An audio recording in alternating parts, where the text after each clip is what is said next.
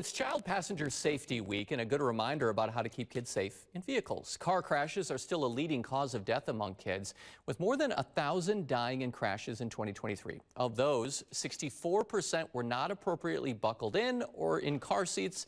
UW Health says if kids are not properly restrained, injuries from crashes can include spinal cord injuries, broken bones, concussions, and traumatic brain injuries. Car seat laws do vary from state to state.